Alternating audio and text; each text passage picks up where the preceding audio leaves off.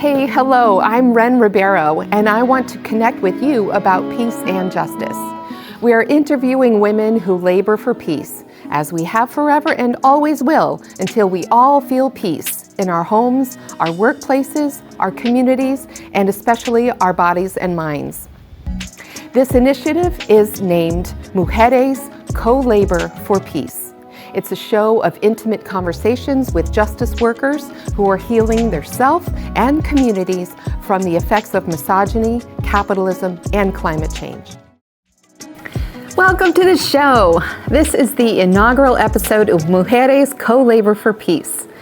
As we are coordinating calendars with a few peace and justice workers to talk with about their work in the spaces of economics and climate change, I reflected on my own deep dive into the first tenet of this show, healing from the effects of misogyny. And I started writing. I'll say more about this soon, but before learning of the word misogyny, I knew as a child what it felt like to be ogled, to be made invisible, and talked over by male figures in my life. That continued through adolescence and through adulthood.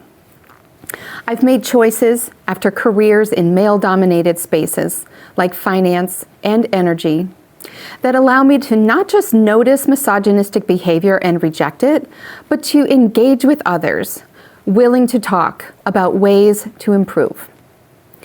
Being in a working class family that didn't talk about things left countless uncomfortable experiences, the kind that make you squirm around, unable to navigate the world. These were locked up in my body and mind. And digging into some of this discomfort in this show format seems like as good a way as any I've thought of so far to take action toward peace and justice. My name is Ren Ribeiro, and I wish you complete wellness and lasting peace.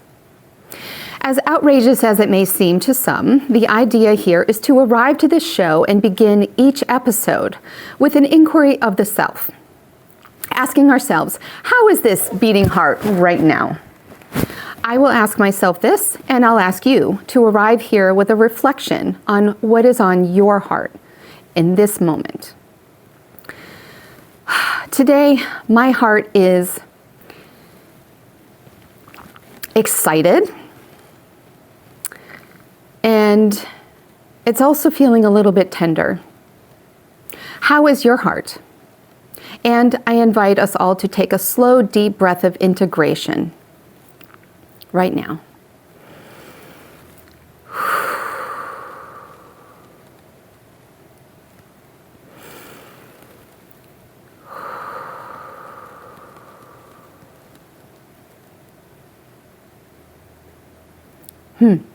The intimate conversation today is about understanding misogyny and taking steps to get beyond it. This is a tough subject.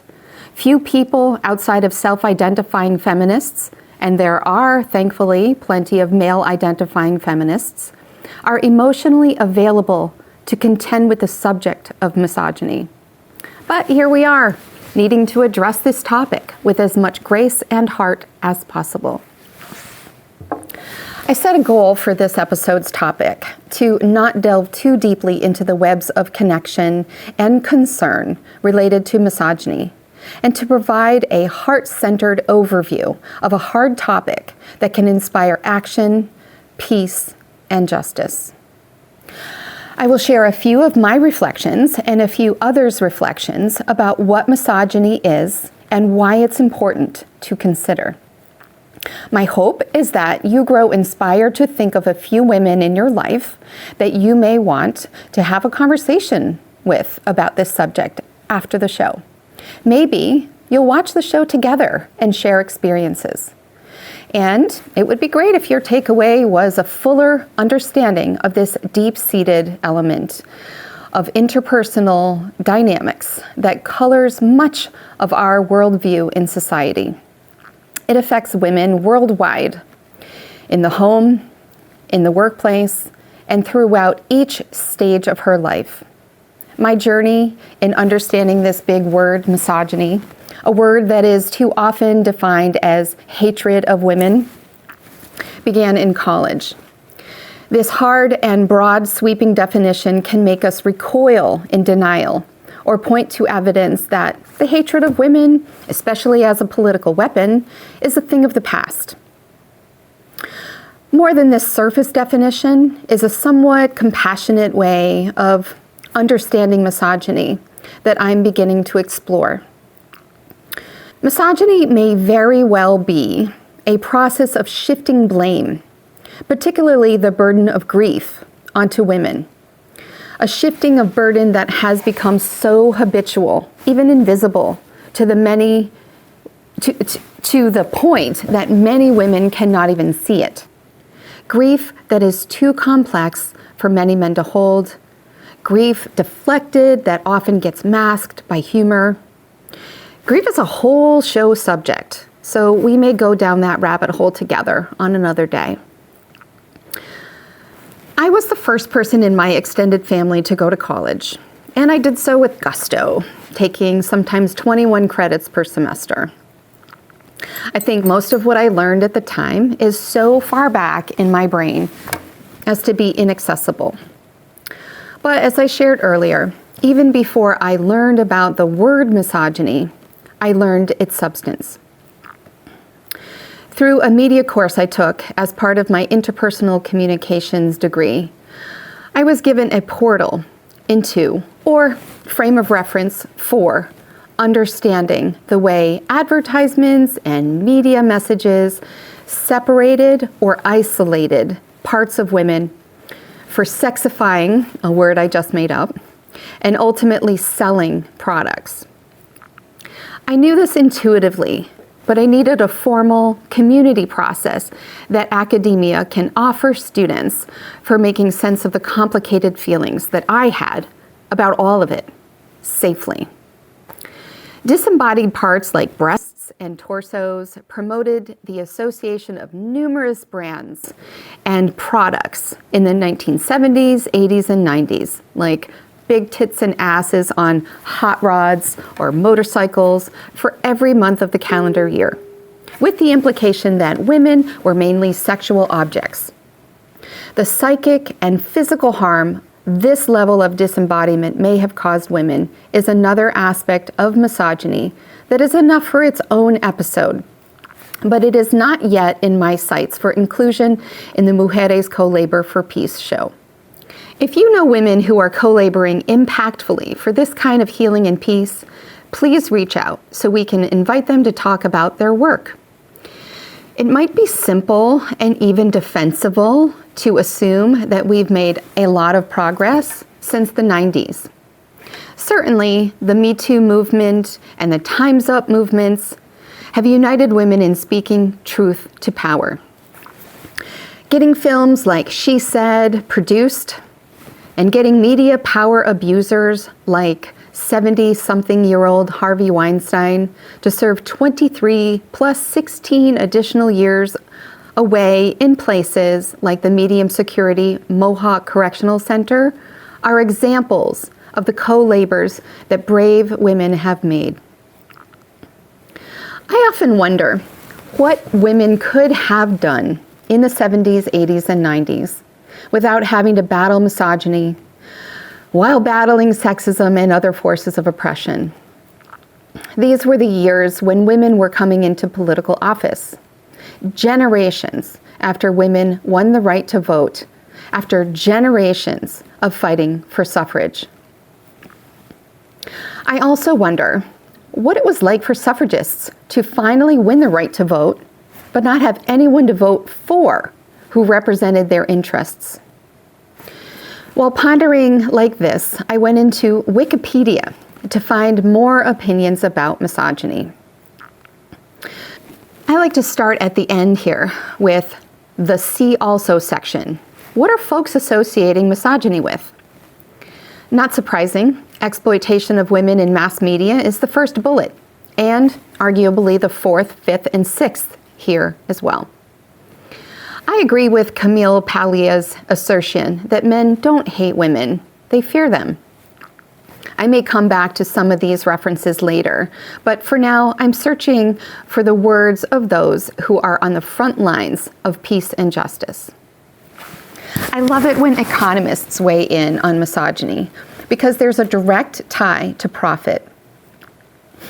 This phrase, coined by Deniz Kandi-yoti, and practice of patriarchal bargain, which allowed men to earn colonial power, is unacceptably still relevant today.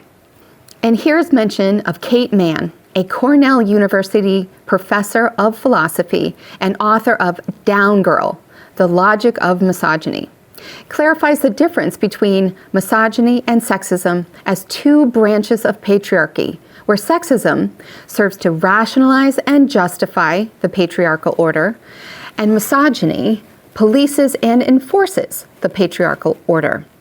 This is a lot to think about. To expand this a bit here, in Kate Manne's book, Down Girl, we find an analysis about why the misogyny leveled against Hillary Clinton in the 2016 election was predictable, and why the dark underbelly of what she calls himpathy, or the exoneration for privileged men who dominate, threaten, and silence women, led so many to forgive and forget Donald Trump's history of sexual assault. I need to take a deep breath here, and I invite you to join me for 10 seconds.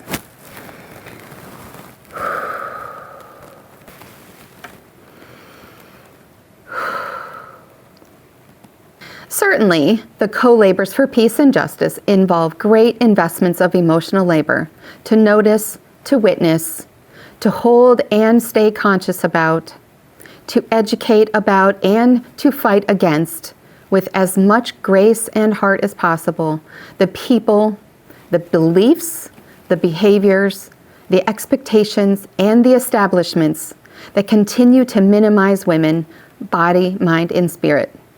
Like in the act of gaslighting. This comes from a 1938 play in London and later an American film called Gaslit, dramatizing a marriage based on deceit and trickery, with a husband committed to driving his wife insane in order to steal from her. The co-labors for peace and justice around misogyny also involve great investments of emotional labor. To notice, to witness, to hold and stay conscious about, to educate about, and to fight against, with as much grace and heart as possible, the people, the beliefs, the behaviors, the expectations, and the establishments that continue to exceptionalize women, extracting profit in unjust, non-transparent ways from her creativity, her art, her words, her skills, her youth, her beauty, and all the while disempower women in increasingly sophisticated and violent ways. Let's go back to Wikipedia. Andrea Dworkin is a real leader here with her book, Women Hating. In college, I read her analysis on female Disney fairy tale characters, where powerless equals good and powerful equals evil. Not too unlike the sexual binary pitting virginity or chastity against sexual experience or liberation in the Madonna-whore dichotomy noted here. Internalized misogyny will have to be for another episode, as it is that important. And I have zero interest in putting new words on fomented racism, fear-mongering, and other extremisms. Here we see a reference or references to a few dead philosophers' opinions and religious connections, which I'm going to skip over.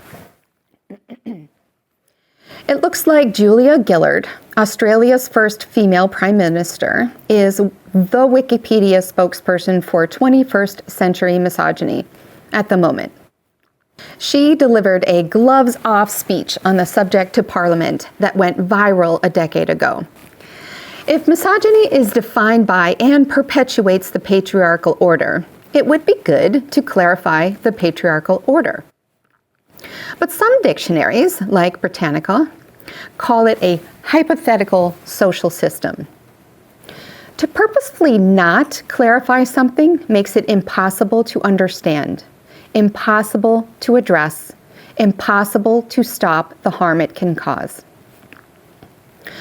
Looking at definitions here and highlighting hatred, a word that creates real friction, we see a lack of creativity, particularly by a few men given a lot of shelf space here.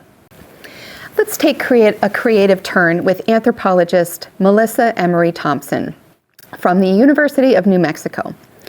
Emery Thompson has researched family relationships in non-human primates, and she notes that these relationships are consistently organized through mothers.